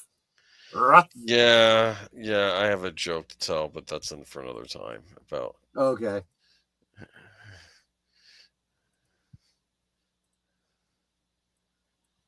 All right. So I guess that about wraps it up for the evening. I hope that you all enjoyed the film, or at the very least wasn't bored watching it. I think I'm going to need a second viewing before we go into the deep dive next week. Do you have the movie? I do not, but HBO Max does, and I have HBO Max, so.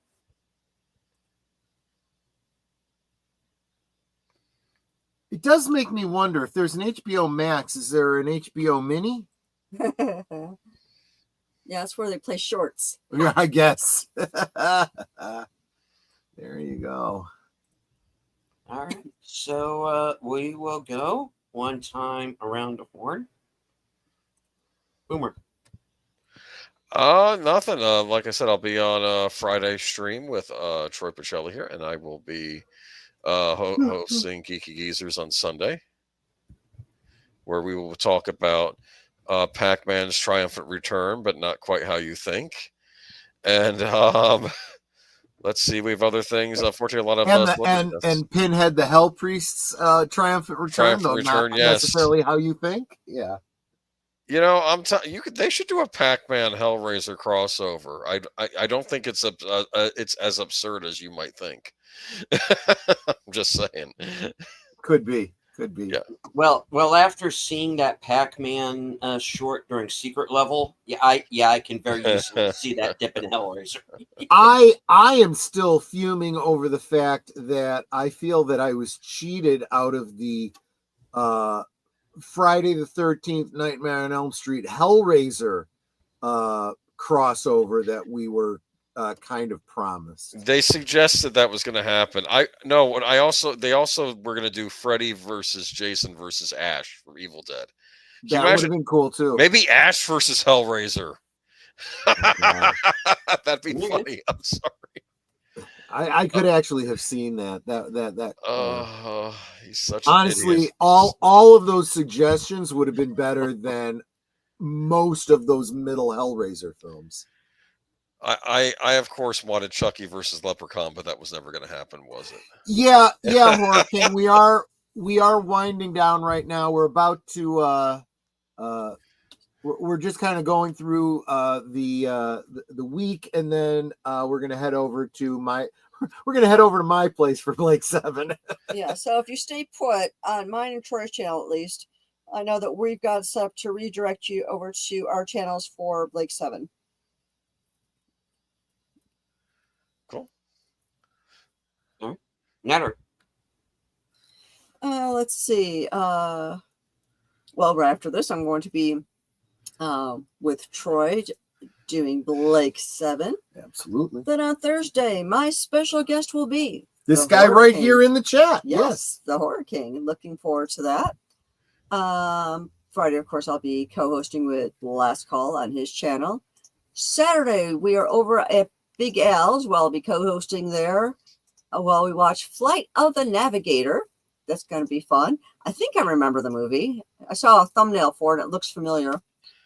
And that's it. Again, until next week, we'll be right back here for was it the discussion about this weird movie and I'll try to understand explain it it, to you guys. and then the way another I Blake 7 understand episode. it. Yeah. Oh, and I just discovered that apparently I've been on YouTube 5 years. Congratulations. Happy anniversary. Nice. Congrats. So Well- yeah, that's well- good for me. Will there be a anniversary show in the future? Well, actually, I'm going to have an anniversary show. It'll be on. Whoop, I need a calendar. Come on, calendar, go up. It'll be the 29th, I believe. Wait, I gotta look at my thing real quick. Hold on, one sec. I'll just pull up Thursday the things. calendar. I had to look at my other one. So it'll be July 31st, Yeah. and that anniversary channel will be mine and Troy's celebrating 33 years of marriage That's right. because our Okay. anniversary is August 3rd. And Nate says, "Oh, happy anniversary, happy anniversary, happy anniversary, happy anniversary." And after that, I am looking for guests. So if you are interested in being a guest on Thursday Things, please drop me a DM on Twitter X and let's get you scheduled. All right. Troy. So yeah, Blake 7 right after this. Tomorrow afternoon is Liquid Lunch at noon Central.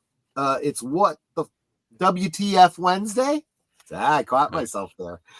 And not sure exactly what the topic's going to be, but it'll be me going WTF about something. But later that night, Wednesday evening, I want to say is it like 7:30 he starts? I forget. Pop Culture Breakdown. I will be guest hosting or on the panel for on Doomcock's channel again. I don't know. He must be really hard up to get guests because he keeps having me back. So, but hope you guys can stop in like you did last time and kind of fill up the chat with saying hi to me so that Doomy knows that I bring my peeps with me when he invites me over. And then, of course, Friday, Last Call, where we will have a very special guest from the community, Sir Torrin Clegane, who's going to take us through the shared universe of daytime dramas. Before you had, the Marvel Cinematic Universe and the DC Cinematic Universe, you had the daytime drama shared universe. I'll be talking about that on Friday. And then all those other things that those guys talked about for the weekend. Cool. All right. Brings things on over to me. I am going to be joining Outlaw Bill Thursday at 4:30 for Action Theater. Kai July continues as we watch Godzilla 2014. The first of the Legendary Pictures Monsterverse films. The Godzilla movie where Godzilla appears for only 8 minutes of a 2-hour and 20-minute film. Wow. I'll be talking more about that when we get to the film. Okay, so later on that night at 11:30 p.m. Eastern for coming attractions. My show where I get a chance to touch base with all of my loyal subscribers and channel members and let you know what I'm going to be up to for the next week. Up to and including Western Cinema Presents at 4 p.m. on Sunday.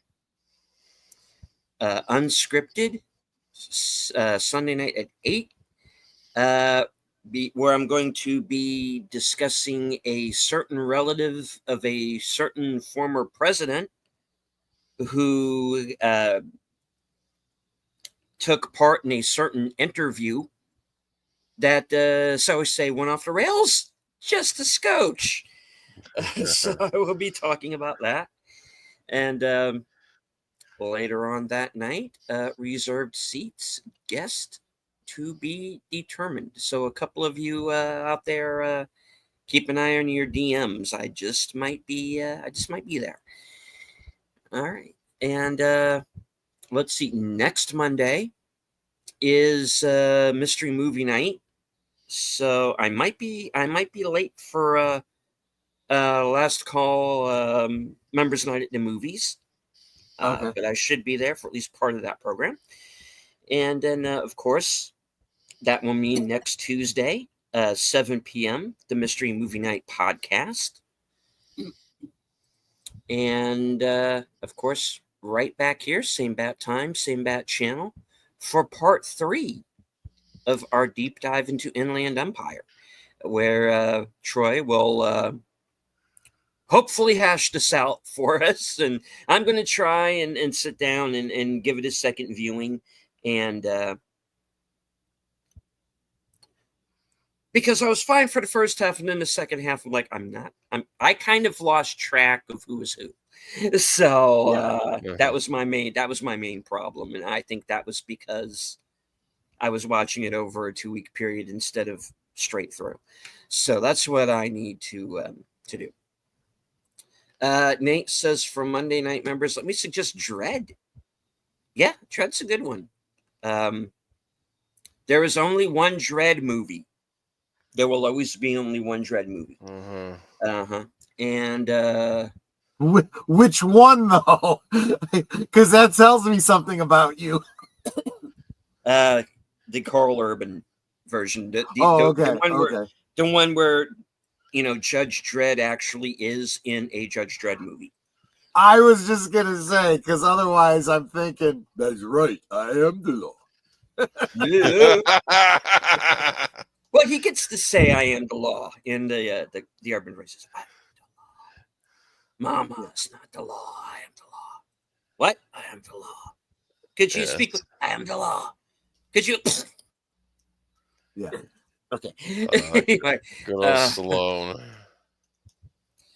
Anyway, so yeah. All right. So part 3 of our deep dive. And as for a Monday night members movie, I'm still rooting for the Insider, guys. So we'll see.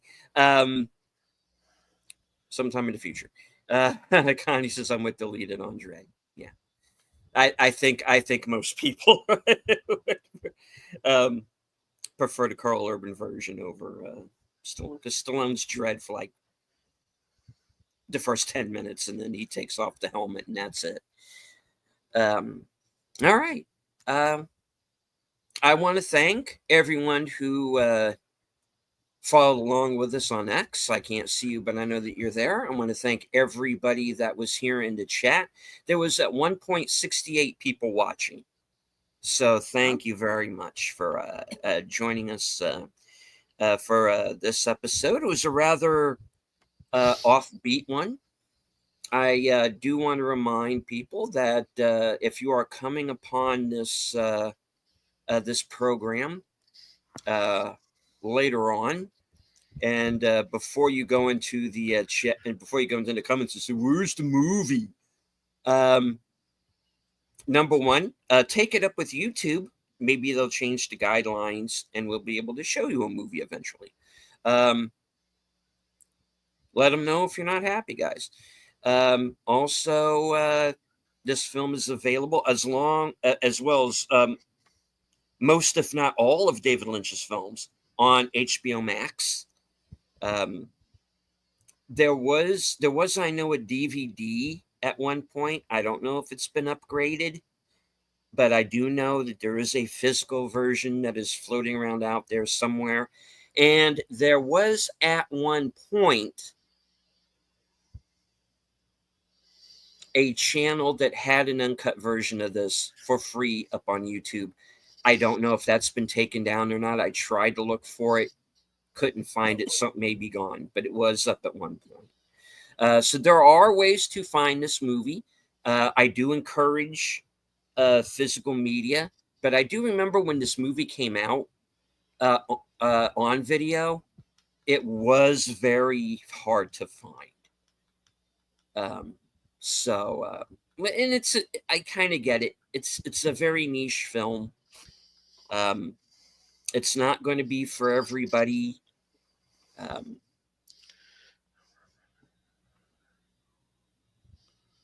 So join us next week. You'll get our various theories, and I will try and say something coherent during the course of that show. Other than, well, I was with you for the first half, and then that second half kind of went at a slant. But I do think that Nate's kind of onto something with this theory that he had in the chat earlier. I do think that makes sense. But like I said, I need to see it again, which I have no problem doing because I am a David Lynch fan, and that's really in the end why we're here. This started out as a celebration of this 30 years gone cult classic series that we were trying to bring to a whole new audience. And we kind of went on a journey of our own, going through David Lynch's filmography. And we're not done yet either, because we still have a straight story to do. And there are I wonder if he was just being on the nose when he titled it that.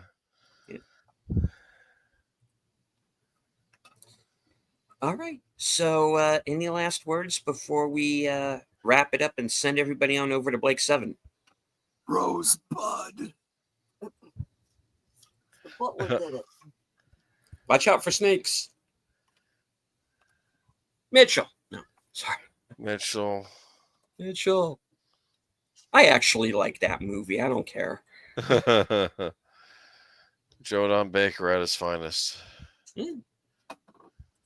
Yeah, it's a Dirty Harry movie that's at its heart, really. Yes. So, yeah. All right. So, Netter, would you like to take us out with your closing? I want to, of course, thank everyone for being here. You guys are Osmo.